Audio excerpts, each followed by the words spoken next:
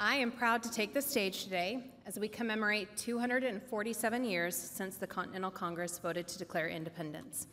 I am so very grateful to be an American. My roots run deep in this blessed land. I'm a direct descendant of Stephen Hopkins, who came here on the Mayflower in 1620. Stephen, my 12th great-grandfather, first sailed to America in 1609 as part of a supply mission to Jamestown. Along on his expedition was the new governor, Sir Thomas Gates. The party ended up shipwrecked in Bermuda by a hurricane and spent 10 months building ships to carry them to Jamestown. While stranded, he commented that the governor technically didn't have authority over them since they weren't in Jamestown as promised. These comments led to rumors of mutiny, and he was nearly put to death. Historians speculate his experience in Bermuda may have been a catalyst for the Mayflower Compact, which Stephen signed. While on their miserable 66-day voyage across the Atlantic, the Mayflower passengers had little to do for entertainment besides talk. And since Stephen had previously been to the New World, his fellow voyagers would likely have asked him to share stories and experiences. The Mayflower, like Stephen's first expedition, found itself anchored in a place where they did not have a patent and therefore no technical authority to settle. The passengers could have drawn on Stephen's previous experience in Bermuda to establish a social contract for government in this new location. Of the 112 Mayflower passengers, nearly half perished their first winter. Perhaps due to his previous experience, Stephen Hopkins, however, survived. Because of his tenacity, I stand here today. I won't go into their full stories, but additional ancestors of mine went on to fight in the Revolutionary War. In one way or another, I'm related to 54 signers of the Declaration of Independence and Constitution. I also have pioneer ancestors who took what the 13 original colonies created and expanded westward. In fact, the ancestor I can thank for this red hair was a young pioneer who experienced loss and tragedy on the plains and then participated in the daunting task of establishing a new territory in the Rocky Mountains. I genuinely have a heritage of hard work. So does this country. Whether it was the hardships endured by the Pilgrims, the years of war that killed thousands of colonists as we fought for our freedoms, or the travails of the path west, our heritage is one of hardiness. I say our because these stories are yours. Even if you are a first-generation American, they are our common heritage. It is a heritage of not shrinking from hard work, but instead putting our shoulder to the wheel. Early Americans demonstrated through their actions, often with their own lives, that principles like freedom and self-governance are worth any cost. Do we demonstrate that in our lives today? Do we embrace the hard work necessary to preserve what they purchased for us at so high a cost? Could we look them in the eye and not shrink in guilt for what has become of their legacy? I fear these words from Abraham Lincoln are possibly more applicable today than when he first uttered them. He said, "We have grown in numbers, wealth, and power as no other nation has ever grown, but we have forgotten. We have forgotten the gracious hand which preserved us in peace and multiplied and enriched and strengthened us, and we have vainly imagined in the deceitfulness of our hearts that these blessings were produced by some superior wisdom or virtue of our own. Intoxicated with unbroken success, we have become too self-sufficient to feel the necessity of redeeming and persevering grace." He went on to say we would do well to confess our national sins. Of our many national sins today, perhaps the most egregious is apathy.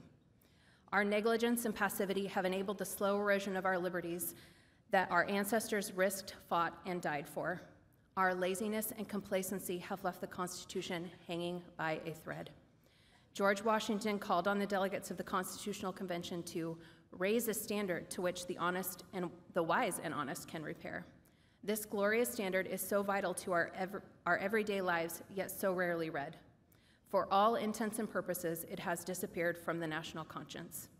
Most American students graduate high school and college without even reading it, let alone doing the hard work required to understand it fully. Adults are no better. Few can name the 3 branches of government outlined in the Constitution or list the rights protected in the First Amendment. The Constitution and the principles it enshrines have enabled us to enjoy a level of freedom known to few others in the history of the world. The freedom it engenders has led to an environment from which springs world-changing inspiration and innovation. A wise man once said the Constitution was America's most important export, and he could not have been more right. Ours was the first written constitution in the world and is the longest surviving. Now, more than 200 years later, nearly every nation in the world has adopted a written constitution, and ours was a model for each and every one of them.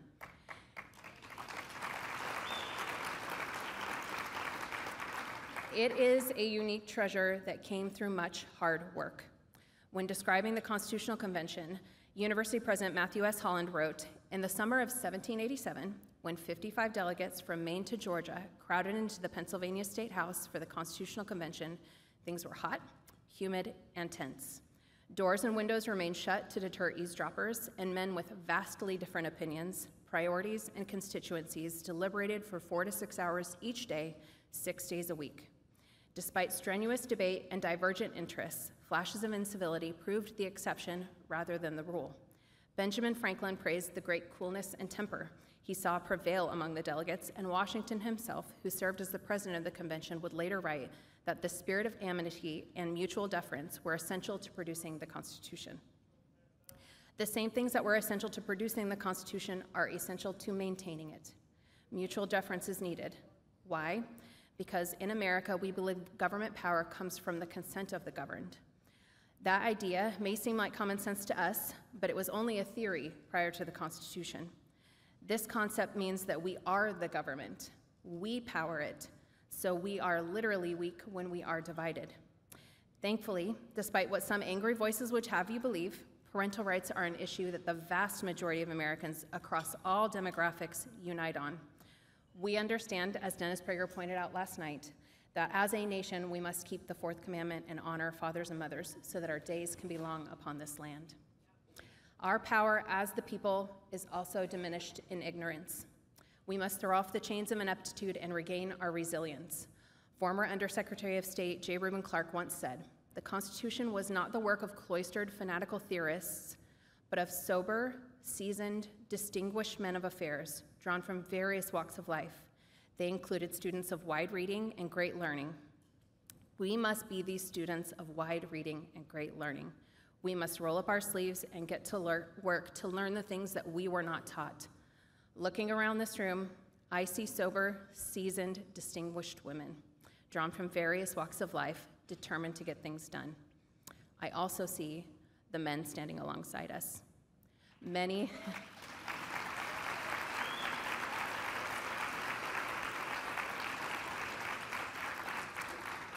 a mother has used the line, "Just wait until your father comes home." Your voice carries a weight and is often the counterpoint that enables us to embrace our roles as nurturers because you act as protector. Often you also lead when it comes to hard work. We thank you for honoring your essential role in this fight for liberty.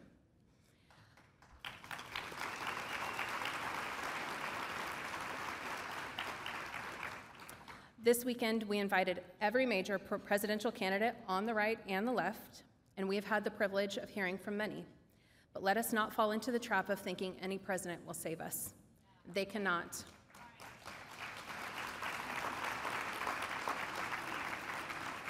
The government will not save us. We must save ourselves.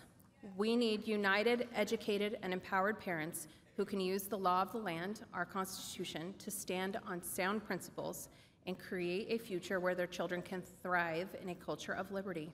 It will not be easy, but if not us, who? Through our examples, we must instill this heritage of hard work in our children. Could your children name a founding father? Do your children know that it took 9 months to ratify the Constitution and another 3 years to get the Bill of Rights? Have you taught them that the Constitution was not written for the horse and buggy era, it was written for human nature? Do they know enough history to understand what the framers experienced and what they strived to safeguard against in every section and clause?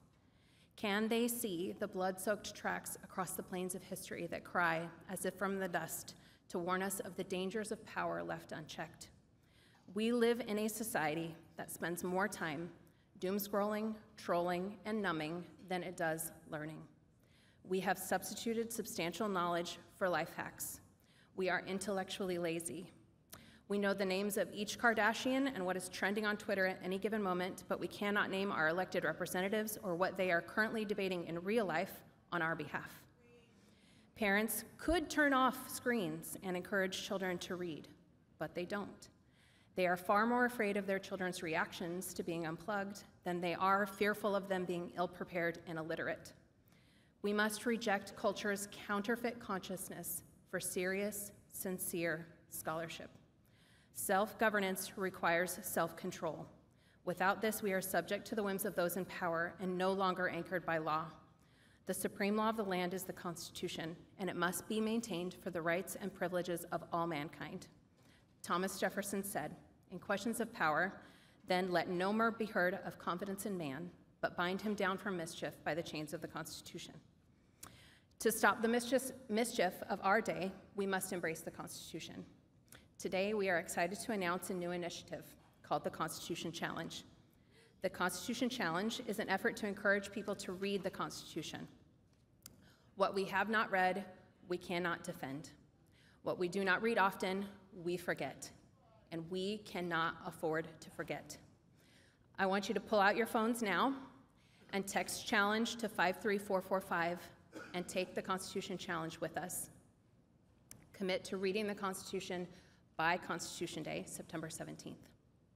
On the challenge page, you'll find a link to the Constitution, a recording of it being read aloud if you're more of an auditory learner, links to guides and courses on the Constitution, and tools to help you make this a family affair. In building out this challenge, my family and I did a practice run. We sat at the table for dinner, and I pulled out the book from our Madison Minute packet, How to Read the Constitution and Declaration of Independence by Paul Skousen. We read a paragraph or so from the Constitution and the related questions. Now, I have 2 teenagers. When I first pulled out the book, there was most certainly eye-rolling. But once we got through, a few minutes after we'd finished, my oldest actually asked a follow-up question of her own, showing she had processed what we'd talked about, and despite her hesitancy. It couldn't have taken more than 10 minutes, but for those 10 minutes, we were present as a family, discussing key concepts for the maintenance of our liberty. We are our children's best teachers. You are capable even if you do not know much about the Constitution itself or American history. You can learn alongside your family. Demonstrate to your children how to seek knowledge and wisdom. When you come upon something you need help understanding, search out answers from trusted sources. If your kids are older and ask questions you don't know how to respond to, empower them to lead in finding their own answers. How to Read the Constitution and Declaration of Independence can help, as it contains some basic historical facts for context. Every family in America should make it a goal to read the Declaration of Independence and Constitution yearly. We can start today. From today, we have 9 weeks until Constitution Day. It only takes about, depending on how fast you read, 45 minutes to read the Constitution. In the next 9 weeks, surely you can spare 45 minutes. Hopefully, it will be more than 45 minutes. Hopefully, these founding documents will become a staple in your home, a family tradition your children can carry on. Just as we traditionally read the story of Christ's birth at Christmas, we can read the story of our founding in the Declaration on July 4th, and then embark on a study of its principles embodied in the Constitution. The family is the building block of society.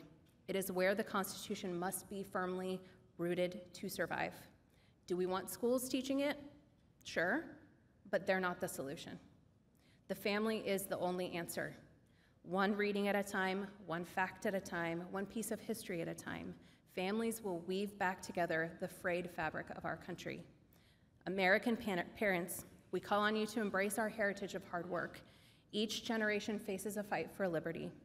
While we are engaged in ours, we can equip the next generation for theirs. Do not shrink from the task at hand. Take the Constitution Challenge, and together we can build a culture of liberty where our children and our grandchildren can thrive.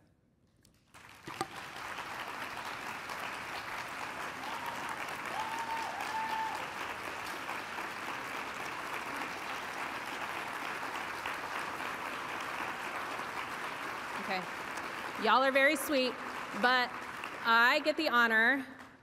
Technically, it was supposed to be the voice of God from the back announcing her, but I took a point of personal privilege and asked to introduce my friend, Jade Zalewski. If you are a chapter chair with Moms for Liberty, you know and love her. She serves you all so well.